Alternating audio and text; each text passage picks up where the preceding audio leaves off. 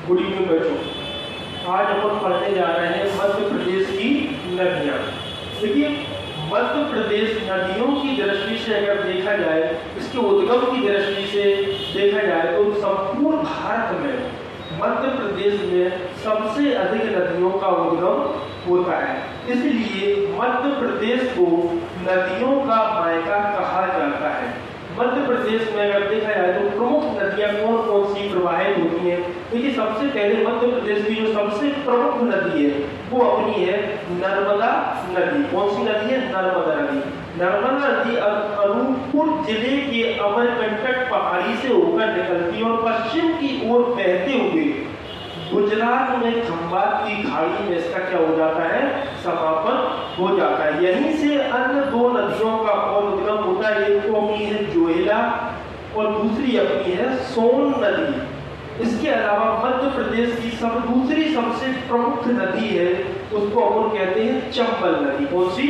चंबल नदी। चंबल नदी की बात करते हैं तो इसका उद्गम इंदौर जिले की महू तहसील की जाना पाव पहाड़ी से होता है और उत्तर की ओर बहते हुए, कहाँ? उत्तर की ओर बहते हुए मध्य प्रदेश की उत्तरी सीमा बनाते हुए यमुना नदी में मिल जाती है। यानी कि उत्तर प्रदेश के इटावा में ही यमुना नदी में मिल जाती है। इसके अलावा तीसरी सबसे प्रमुख नदी की बात करते हैं तो ताप्ती नदी है। कौन सी है?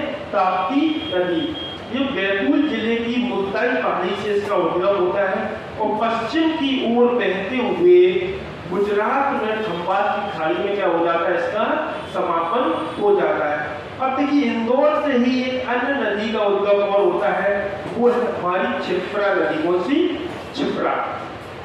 इंदौर के काफी बड़ी पहाड़ी से क्या होता है? इसका उद्गम होता है और यह उत्तर की ओर बहते हुए मंदसौर में, कहाँ पर?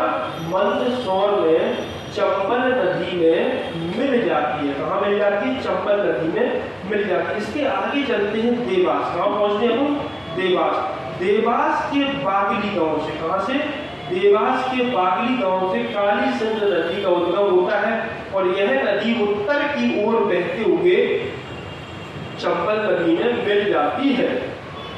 इसके बाद हम पहुंचते सीहोर। सीहोर के आष्टा गांव से पार्वती नदी का उद्गम होता है और उत्तर की ओर बहते हुए यह चंबल में मिल जाती है। इसके बाद एक अन्य नदी की बात करते हैं वो सिंध की। किसकी? सिंध। वो काली सिंध थी, ये सिंध है। सिंध का उद्गम विदिशा जिले के सरोज पर्वत से। किससे? विदिशा जिले के सरोज पर्वत से इसका उद्गम होता है और उत्तर की ओर बहते हुए यह नदी भी चंबल नदी में मिल जाती है। इसके बाद अपन बात करते हैं अन्य नदी की, बेतवा।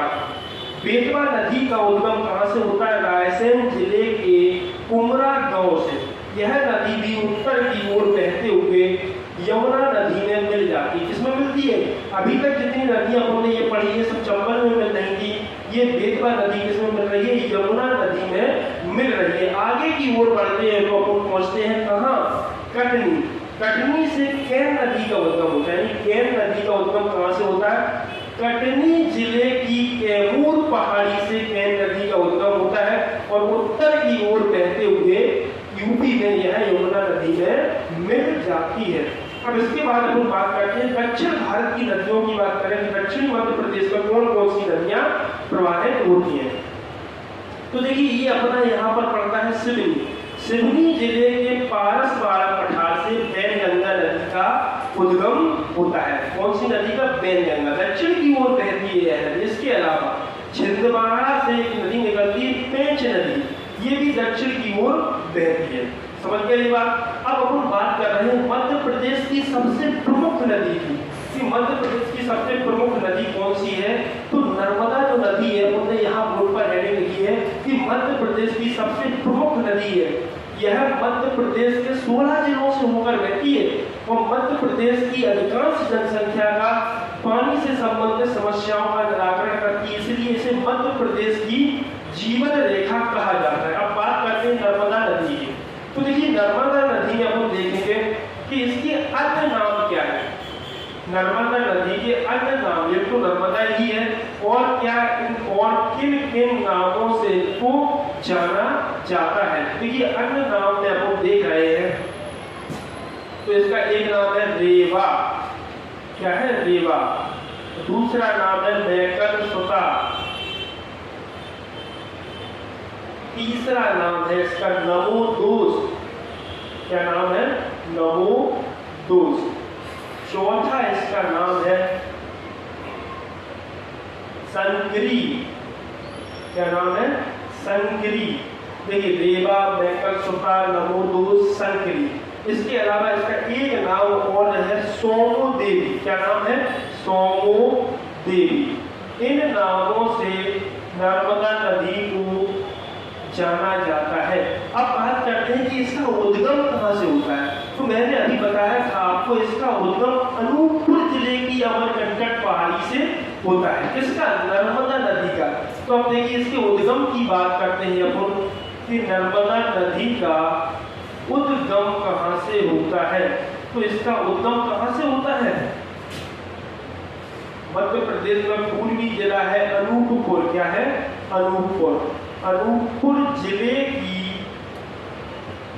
कौन सी पहाड़ी है? अमरकंटक पहाड़ी। इससे होता है अमरकंटक पहाड़ी से होता है क्या इसका उद्गम। अब बात करते हैं इसका उद्गम हो गया, इसकी कुल लंबाई की बात करते हैं कि इसकी कुल लंबाई कितनी है। क्या कुल लंबाई? तो नर्मदा नदी की जो कुल लंबाई है वो 1312 किलोमीटर है। कितनी है? 1312 किलोमीटर। अब देखते हैं कि नर्मदा नदी की मध्य प्रदेश में लंबाई कितनी है। मध्य प्रदेश में लंबाई, तो इसकी जो मध्य प्रदेश में लंबाई है वो है 1077 किलोमीटर। कितनी है? 1077 किलोमीटर। देखिए नर्मदा नदी जो है वो 3 राज्यों से होकर बहती है। सबसे ज्यादा मध्य प्रदेश में बहती है। कहाँ बहती? मध्य प्रदेश। मध्य प्रदेश के अलावा यह महाराष्ट्र में भी बहती है। महाराष्ट्र के अलावा यह गुजरात में भी बहती है। तो देखिए हम महाराष्ट्र में इसकी लंबाई की अगर हम बात करें, महाराष्ट्र में अगर इसके हम लंबाई की बात करते हैं तो यह महाराष्ट्र में देखते हैं हम कहाँ पर? महाराष्ट्र में।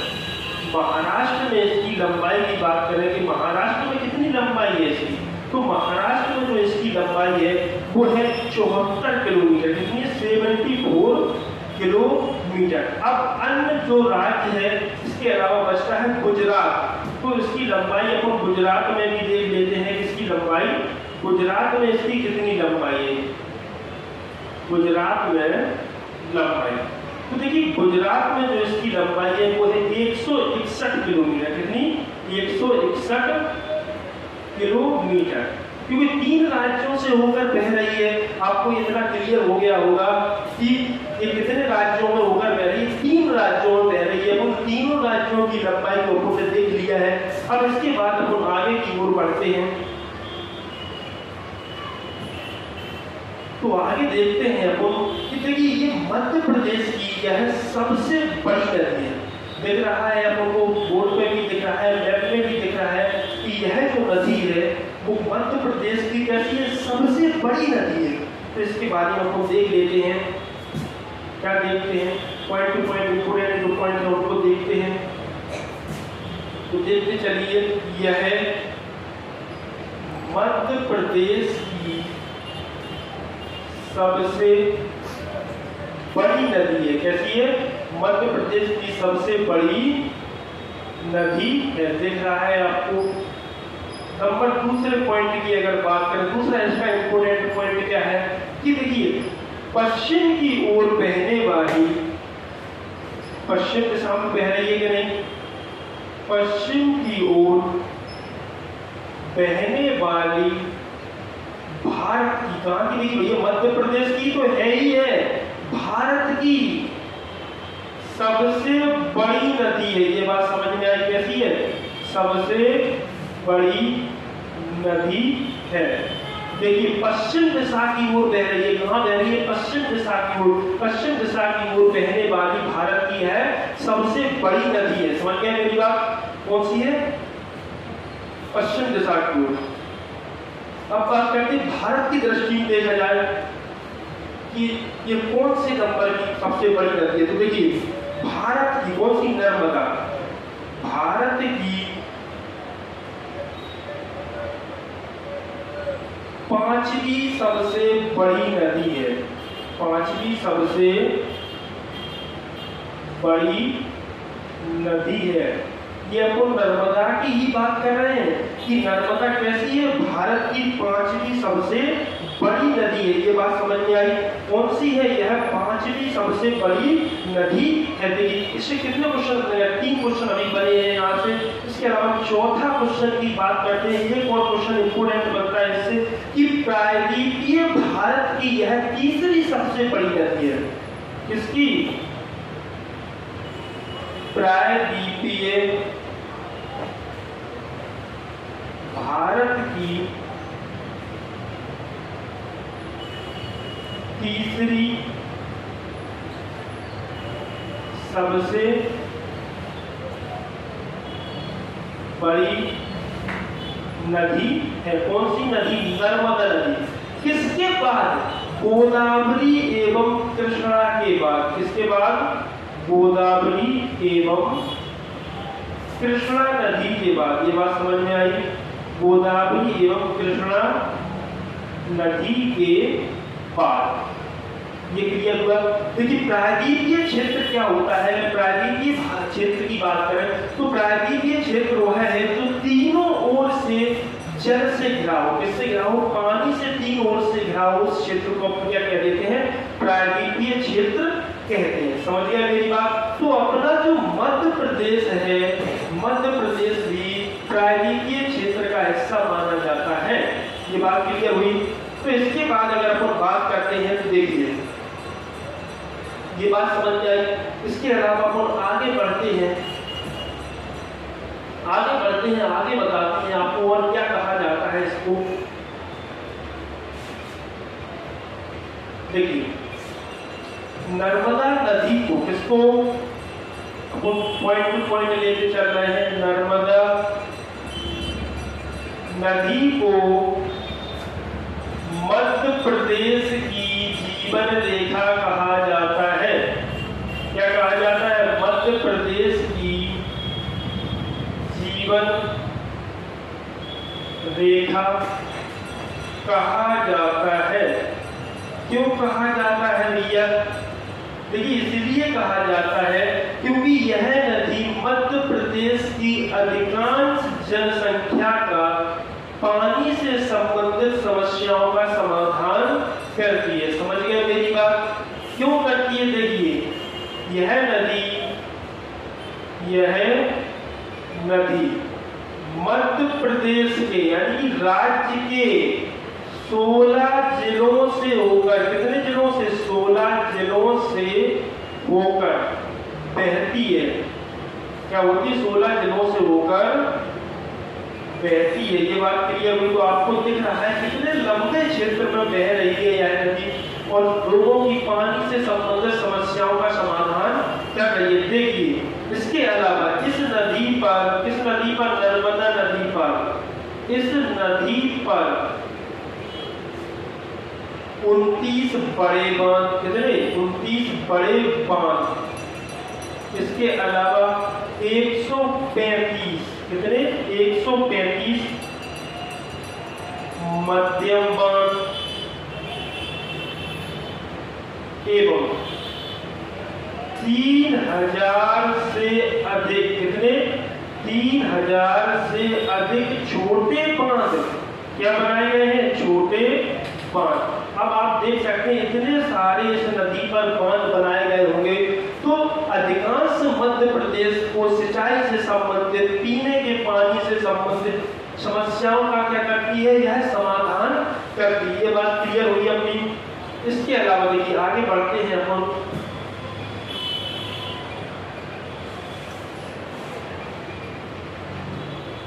अगला पॉइंट लेते हैं इसका इंपोर्टेंट। अगला पॉइंट क्या है इसका इंपोर्टेंट, देखिए ये अपन ने ले लिया। इसके अलावा अपन देखते हैं कि इस नदी को, किस नदी को, नर्मदा नदी को मध्य प्रदेश की जीवन रेखा, और इसके साथ साथ इसको जीवित नदी का दर्जा दिया गया है। किसको? नर्मदा नदी को क्या दिया गया है? जीवित नदी का दर्जा दिया गया है। कब दिया गया है? 2017 में नर्मदा नदी को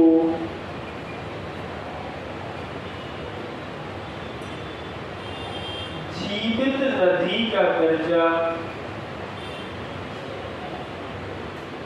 कब दिया गया? 2017 में दिया गया है। ये बात क्लियर हुई? कब दिया गया? 2017 में नर्मदा नदी को क्या दे दिया गया? जीवित नदी का दर्जा दे दिया गया। ये क्लियर हुआ आपको कि जीवित नदी का दर्जा कब दिया गया है? 2017 में इस नदी को क्या दिया गया है? जीवित नदी का दर्जा दिया गया। इसके अलावा इसका एक और इम्पोर्टेंट पॉइंट बनता है कि यह नदी कौन सी नदी? नर्मदा नदी।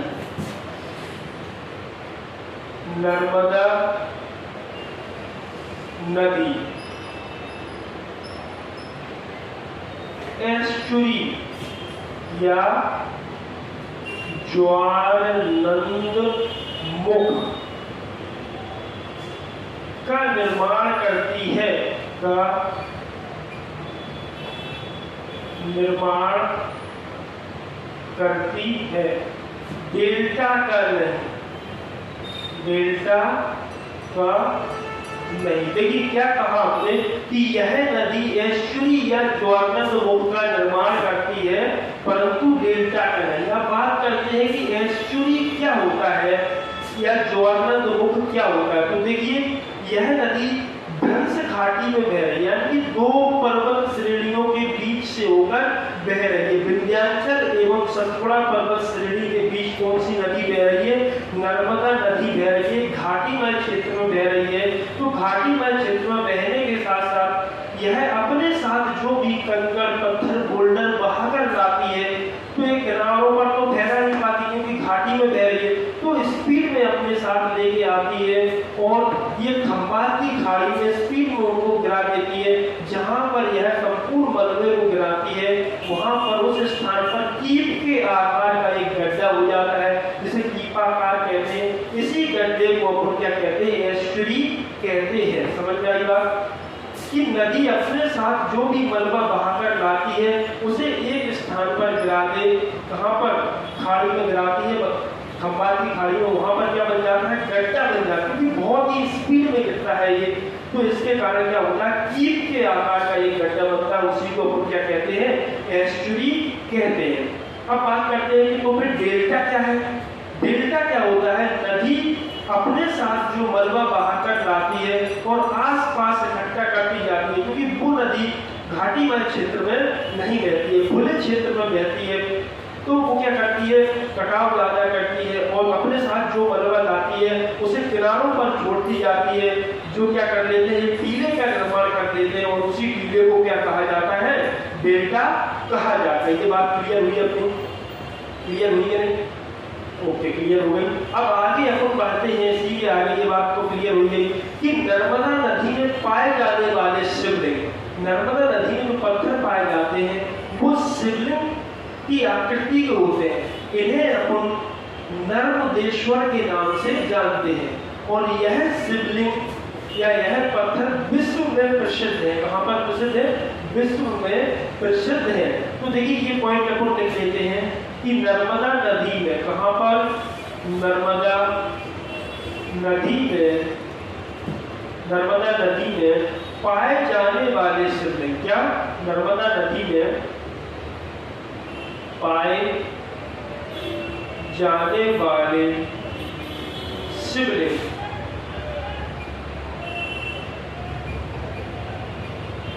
विश्व प्रसिद्ध है। कैसे है? विश्व प्रसिद्ध है। इन्हें नर्मदेश्वर कहते हैं। क्या कहते हैं? इन्हें नर्मदेश्वर कहते हैं। समझिए क्या कहते हैं? इन्हें नर्मदेश्वर कहते हैं। इसके अलावा अगर बात की जाए नर्मदा और गोदावरी की बात कर रहे हैं, जो तो अपन पॉइंट लिख लिया है कि यह नर्मदा नदी जो है गोदावरी एवं कृष्णा के बाद तीसरी राज्य के भारत की तीसरी सबसे बड़ी नदी है। ये बात समझ में आई कि नर्मदा नदी में जो पत्थर पाए जाते हैं वो शिवलिंग की आकृति के पाए जाते हैं। ये बात क्लियर हुई। अब देख लेते हैं इस नदी के बारे में और अच्छी चीजें देखते हैं कि इस नदी पर जो जलप्रपात है कि कौन कौन से इस नदी पर जलप्रपात स्थित है।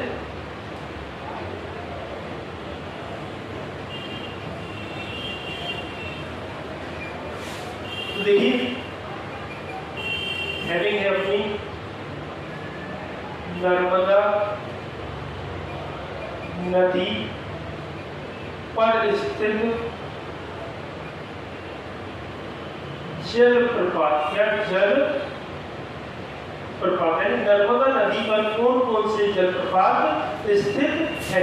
ये बात समझ में आ रही कि कौन कौन से जलप्रपात इस नदी पर क्या है स्थित है।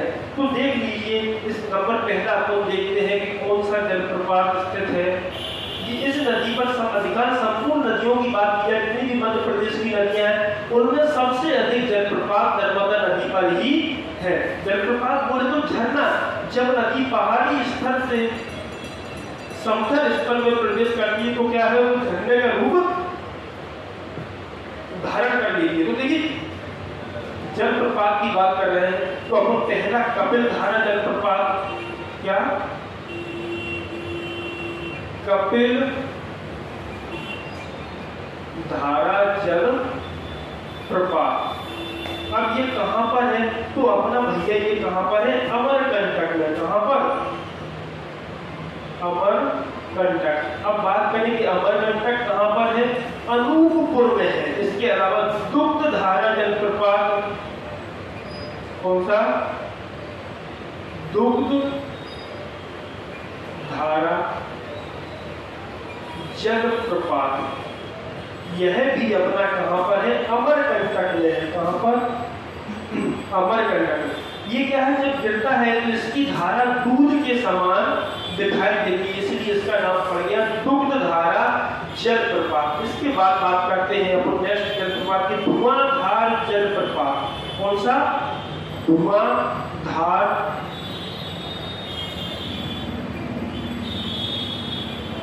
जलप्रपात।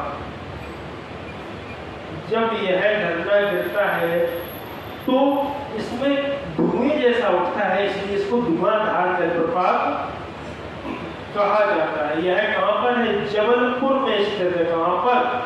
जबलपुर में स्थित है। इसके अलावा दर्दी जलप्रपात या इसी का दूसरा नाम है मंधार जलप्रपात। क्या? दर्दी या मंधार जलप्रपात क्या है? कहां पर स्थित है? अपने खंडवा जिले में स्थित है। कहां पर है? खंडवा जिले के अंतर्गत स्थित है। इसके अलावा सहस्त्र धारा जलप्रपात, कौन सा? सहस्त्र धारा, सहस्त्र धारा जलप्रपात। ये कहां पर है? ये महेश्वर में स्थित है। कहां पर? महेश्वर बोले तो खरगोन में स्थित है। खरगोन के अंतर्गत ही क्या आता है? महेश्वर। ये हो गए नर्मदा नदी पर स्थित जलप्रपात। यानी कि नर्मदा नदी पर कौन कौन से जलप्रपात स्थित है हमने देख लिए।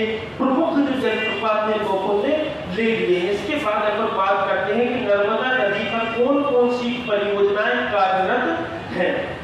नदी घाटी परियोजनाओं की बात कर रहे हैं हम कि कौन कौन सी नदी घाटी परियोजनाएं इस पर स्थित है।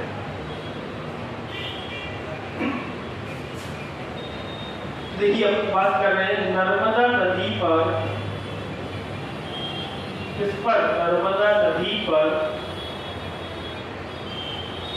स्थित परियोजनाएं। क्या? स्थित परियोजनाएं कि कौन कौन सी विद्युत परियोजनाएं इस नदी पर स्थित है। तो देखिए इसमें हम देख रहे हैं नंबर पहला अगर हम बात करते हैं नर्मदा सागर परियोजना। कौन सा? नंबर पहली अब हम यहाँ बात करते हैं कि कौन सी परियोजना स्थापित की गई, कब की गई। तो नंबर पहला नर्मदा सागर परियोजना। ये कब स्थापित की गई? 1984 में। कब की गई? 1984 में इसको स्थापित की गई और इससे क्या किया जाता है? विद्युत वगैरह बनाई जाती है। दूसरा पुनासा परियोजना। कौन सा? पुनासा परियोजना। देखिए पुनासा परियोजना मध्य प्रदेश के खंडवा जिले में स्थापित की गई है। कौन सी? पुनासा परियोजना मध्य प्रदेश के खंडवा जिले में स्थापित की गई है। इसके अलावा महेश्वर परियोजना। कौन सी? नाम से ही स्थित है कि कौन सी कहां पर है? महेश्वर परियोजना। यहाँ पर हम देखिए बांध परियोजना, क्योंकि सभी बांध बनाकर स्थापित की जाती है। महेश्वर बांध परियोजना ये कहां पर स्थित है? अपनी ये अपनी खरगोन में स्थित है। कहां पर स्थित है? खरगोन में स्थित है। इसके अलावा अगर बात करें तो ओमकारेश्वर परियोजना। कौन सी? ओमकारेश्वर। ओमकारेश्वर। तो देखिए यह भी खंडवा में है। कहां पर है? खंडवा में। थोड़ी थोड़ी दूरी पर स्थित है, पास में नहीं है। नहीं आप सोचो कि पुनासा पास में है, ये भी पास में है, तो थोड़ी थोड़ी दूरी पर स्थित है। इसके अलावा सरदार सरोवर परियोजना। कौन सी? सरदार सरोवर परियोजना। ये गुजरात के नौगांव में स्थित है। कहां पर है? गुजरात में। कहां पर?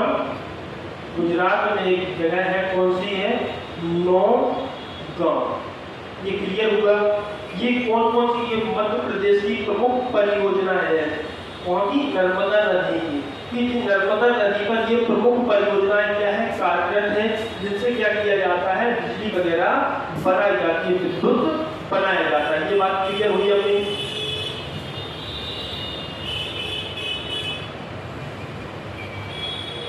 अब अपन आगे चलते हैं। अब बात करते हैं यहाँ पर इसकी सहायक नदियों की बात कर रहे हैं कि नर्मदा नदी की कौन कौन सी सहायक नदियां हैं और ये कहां पर है, कौन कौन सी स्थिति की। आपने सुना होगा पहले लेक्चर में मैंने बताया था कि नर्मदा की सहायक नदियां जैसे हिरण, हथनी, दुधी, शक्कर, कोल, मानर, बरनर, ये क्या है? नर्मदा नदी की प्रमुख सहायक नदियां हैं। अब बात कर रहे हैं कि नर्मदा नदी की कितनी सहायक नदियां हैं, तो नर्मदा नदी की 41 सहायक नदियां क्या है?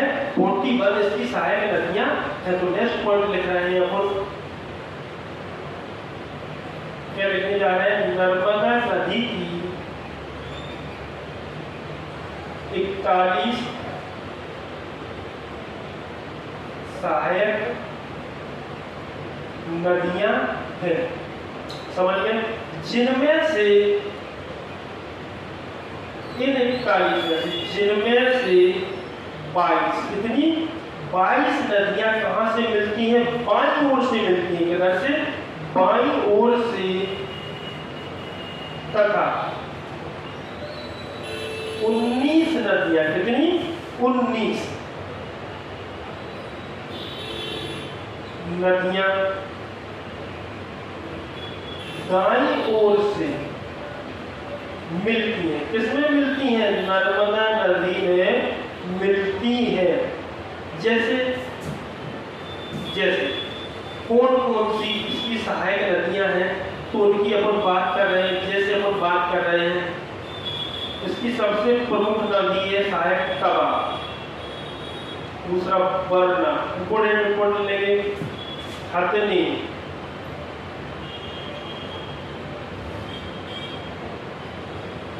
दुधी, मान,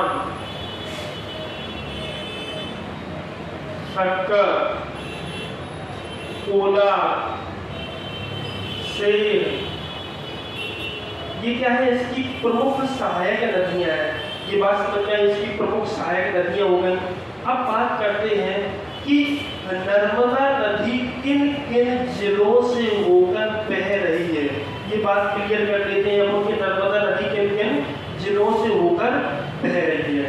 तो देखिए नर्मदा नदी के जो पूर्व से जो पश्चिम की ओर के जो क्षेत्र हैं उनको अपन लेते हैं, कि संभावित जिले, संभावित क्या कीजिए, किन किन जिलों से होकर प्रवाहित हो रही है। तो जिले देख लेंगे अपन कि नर्मदा नदी किन किन जिलों में बहती है। तो देखिए जिलों की बात कर रहे हैं अपन, तो आप देख लीजिएगा इसके अंतर्गत डिंडोरी, कौन सा हुआ,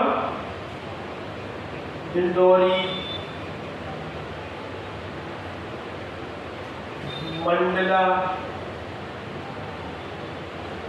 अनूपपुर, डिंडोरी, अनूपपुर, सिवनी, जबलपुर, होशंगाबाद,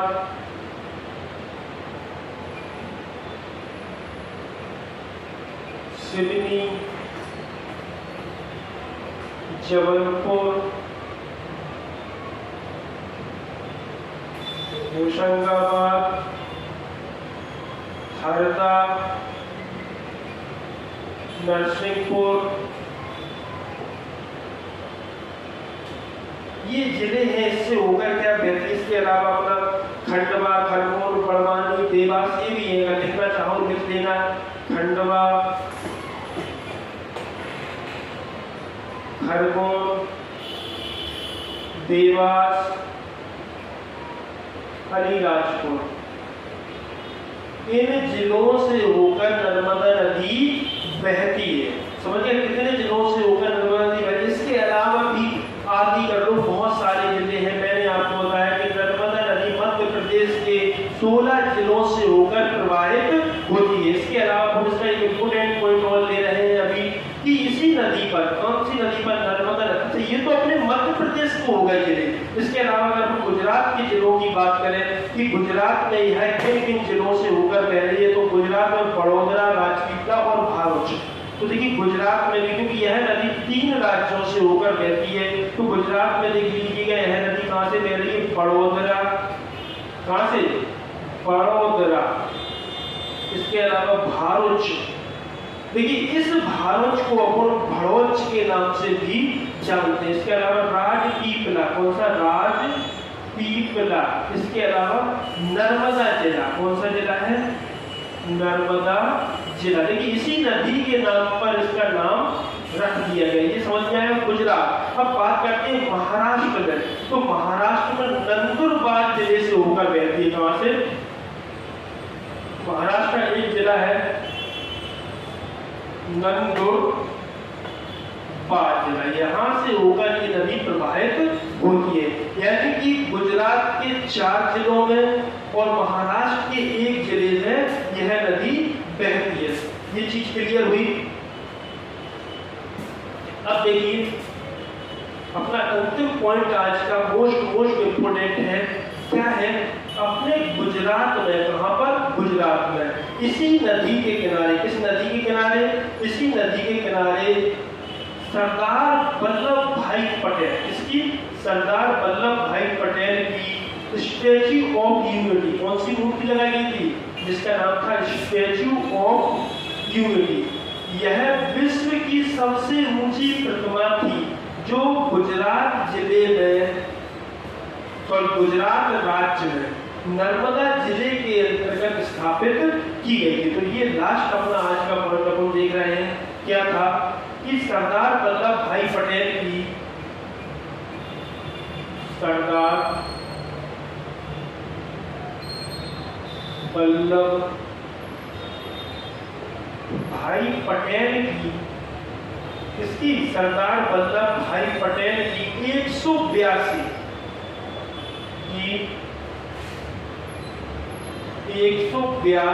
मीटर, या समझते कि फीट में भी देख रहे हैं इसको, 597 फीट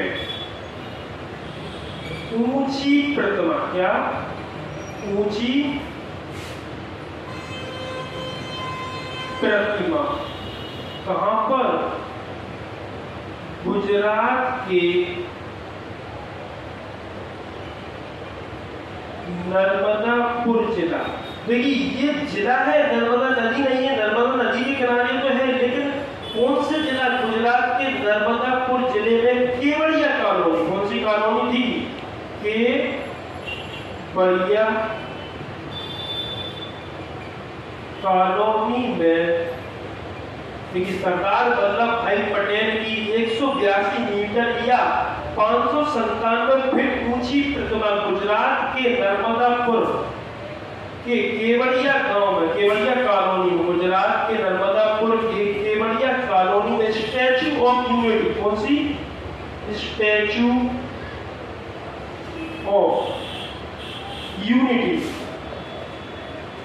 समझ गए? स्टैचू ऑफ यूनिटी स्थापित की है। ये क्या है? प्रतिमा है। क्या है? स्थापित की गई।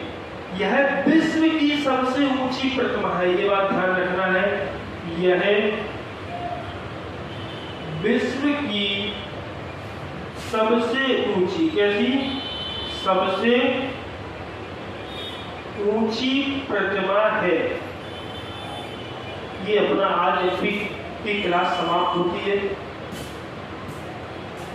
धन्यवाद। आप सभी लोगों से अनुरोध है, कृपया करके अगर आपको हमारा पढ़ाना अच्छा लग रहा है तो चैनल को ज़्यादा से ज़्यादा शेयर एवं सब्सक्राइब करें। धन्यवाद।